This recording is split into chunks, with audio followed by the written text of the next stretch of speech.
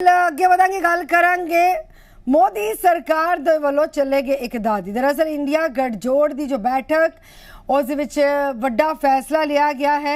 India ਗਠਜੋੜ ਨੇ 13 memory ਤਾਲਮੇਲ ਕਮੇਟੀ ਦਾ ਗਠਨ ਕੀਤਾ ਹੈ, ਲੇਕਿਨ ਦੂਜੇ ਪਾਸੇ ਜੋ ਕੇਂਦਰ ਸਰਕਾਰ ਦੇ ਵੱਲੋਂ ਮਾਸਟਰ ਸਟ੍ਰੋਕ ਖੇਡ ਦਿੱਤਾ ਗਿਆ ਉਸ ਤੇ ਵੀ ਖਾਸ ਤੌਰ ਤੇ ਮੰਥਨ ਕੀਤਾ ਜਾ ਰਿਹਾ ਹੈ। ਦਰਅਸਲ ਇਹ ਜੋ 13 ਮੈਂਬਰੀ ਕਮੇਟੀ ਦਾ ਜੋ ਗਠਨ ਕੀਤਾ ਗਿਆ ਇੰਡੀਆ ਗਠਜੋੜ ਦੀ ਮੀਟਿੰਗ ਦੇ ਵਿੱਚ, ਉਹਦਾ ਕਮੇਟੀ ਦੇ ਵਿੱਚ ਸ਼ਰਦ ਪਵਾਰ, ਸਟੈਲਿਨ, ਰਾਘਵ ਚੱਡਾ ਦਾ ਨਾਮ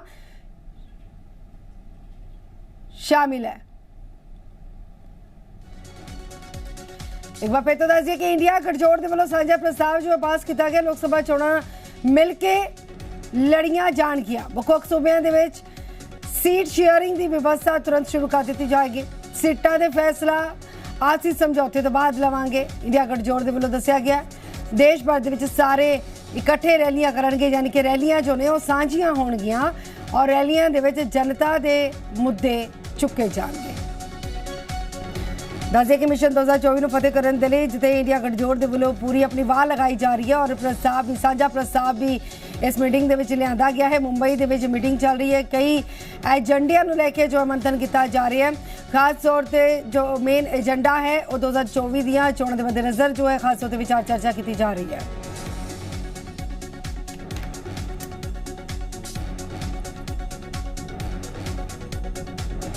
तो साडे नाल वैदवी जुड़ चुके हैं, वैदवी नाल गलबात करांगे।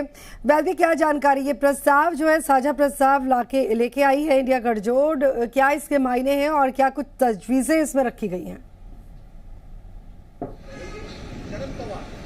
जी बिल्कुल, जैसे कि हमने देखा है कि ये तीसरी महागठबंधन की बैठक है जो मुंबई में हो रही है और मुंबई में ये बैठक फिलहाल हो चुकी है। अभी कुछ ही देर में प्रेस कॉन्फ्रेंस के जरिए जो विरोधक है वो अपनी भूमिका सारे लोगों के सामने रखेंगे। पर अहम बात अगर हम कहें तो इस बैठक में जो है वो 13 लोगों की टीम जो है वो गठित की गई है। इस 13 लोगों की टीम में जो है वो केसी वेणुगोपाल, शरद पवार, स्टैलिन, संजय राउत, तेजस्वी यादव, अभिषेक बनर्जी, राघव चड्डा, जावेद खान, ललन सिंह, हेमंत सोरेन, डी राजा, उमर अब्दुल्ला और महबूबा मुफ्ती, ये लोग शामिल है। ये 13 लोग जो है वो काफी हाई लेवल कमेटी में है और सारे के सारे जो विरोधक है उनसे कोऑर्डिनेशन करने का काम जो है वो ये 13 लोगों की टीम करेगी, जिसमें काफी अहम बात जो है वो फिलहाल कांग्रेस और आम आदमी पार्टी की है। हम जैसे कि देख रहे हैं कि एक तरफ कांग्रेस के कद्दावर नेता भी है, दूसरी ओर आम आदमी पार्टी के नेता जो है वो भी इस कमेटी में है, राघव चड्डा भी दिखाई दे रहे हैं। तो कहीं ना कहीं इस पूरे 13 लोगों की समिति जो है वो आपसी विवाद मिटाने की कोशिश में रहेगी और किस तरह 2024 में बीजेपी को हराया जाए इसकी बहुत बड़ी जो स्ट्रैटेजी है वो बनाने का काम जो है वो ये 13 लोगों की टीम करेगी। जी, और ये जो टीम का गठन किया गया, लेकिन अगर दूसरी तरफ अगर बात की जाए तो मास्टर स्ट्रोक जो है वो केंद्र सरकार की तरफ से भी खेला गया है, वो वन नेशन वन इलेक्शन को लेकर। क्या लगता है कि ये जो साझा तौर पर रैलीज भी की जाएगी, पूरे चुनाव जो है साझा तौर पर लड़ने की कवायद जो है गठबंधन की तरफ से की गई है, क्या लगता है कि मात दे पाएगा गठबंधन? और इसके लिए बहुत ज़्यादा ज़रूरी है कि जो आपसी मतभेद हैं उनको दूर किया जाए।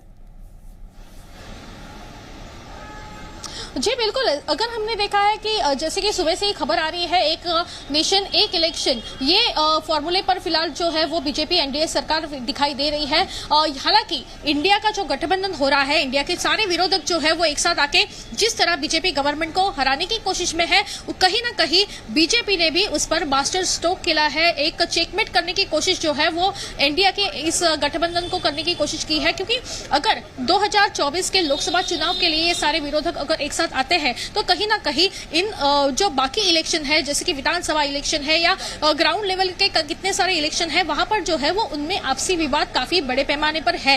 अगर वन नेशन वन इलेक्शन का फॉर्मूला होता है तो कहीं ना कहीं ये जो विरोधक एक साथ आने की कोशिश कर रहे हैं उनको चेकमेट इस बात से हो सकती है और उनको जो है वो अड़चन में लाने का काम जो है वो फिलहाल इस पूरे डिसीजन से हो सकता है। इसलिए एनडीए की गठबंधन जो है वो पूरी की तरह इस पूरे एनडीए के इस डिसीजन को जो है वो अगेंस्ट करने की कोशिश कर रही है। हालांकि सुबह से हमने काफी लोगों के स्टेटमेंट देखे हैं, उन्होंने सारे लोगों ने जो है वो वन नेशन वन इलेक्शन इस बात को लेकर जो है वो अपना विरोध जताया है और वही बात जो है वो विरोधक अपने प्रेस कॉन्फ्रेंस के जरिए भी दिखाने का काम करेगी। थोड़ी ही देर में जो है वो महागठबंधन की प्रेस कॉन्फ्रेंस होगी और इस प्रेस कॉन्फ्रेंस में इसी पूरे फॉर्मूले को लेकर, इसी बात को लेकर जो है वो कड़ा विरोध दिखाई देगा और यही बात जो है वो, यही विरोध जो है वो कायम रखने की कोशिश फिलहाल एनडीए की गठबंधन सरकार जो है वो करने की कोशिश में है।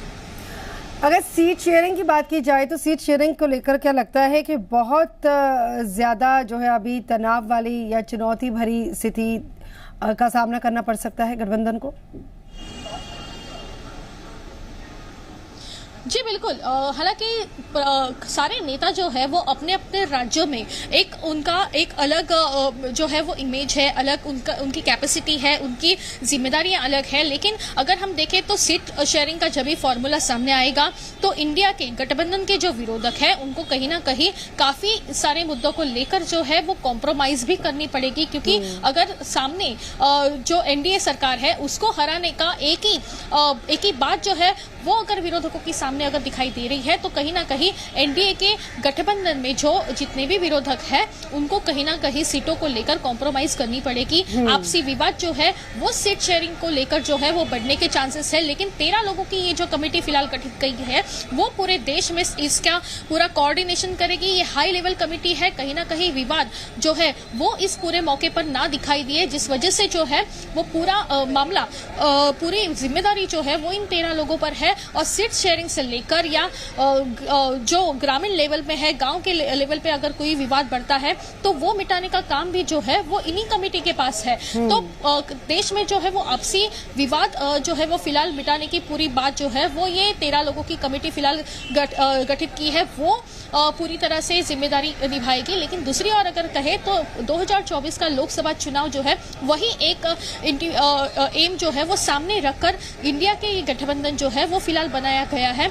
और अगर एक नेशन एक इलेक्शन का फॉर्मूला एनडीए गवर्नमेंट लाती भी है तो कहीं ना कहीं इंडिया में गठबंधन में जो है वो विवाद बढ़ने के चांसेस भी दिखाई देते हैं। बिल्कुल, वो जो विवाद पैदा होगा, अगर ऐसा विवाद पैदा हो जाता है तो फिर गठबंधन के पास क्या ऑप्शन रहेगा, क्या विकल्प है, उस पर भी विचार चर्चा करनी होगी। लेकिन अगर आज की मीटिंग की बात की जाए तो लोगों को लेकर क्या बातचीत हो पाई है? लोगों जो फाइनल किया गया है या अभी वक्त लगेगा उसमें? जी, अगर हमने देखा है कि ये लोगो इंडिया का गठबंधन का जो लोगो है वो कल लॉन्च होने जा रहा था, लेकिन उसमें कहीं ना कहीं टेक्निकली कुछ फॉल्ट जो है वो निकल के आए हैं। कुछ लोगों का जो भी कुछ एक फॉर्मूला था या कुछ डिजाइन था उसमें कुछ लोगों को वो पसंद नहीं आया। ऐसा कारण जो है वो फिलहाल आगे आया है और जिस वजह से लोगो जो है वो कल भी लॉन्च नहीं हुआ, आज सुबह होने वाला था वो भी लॉन्च नहीं हुआ और ये लोगो जो है अगले 2 दिन में दिल्ली में लॉन्च होगा, ऐसी भी जानकारी फिलहाल सामने आ रही है।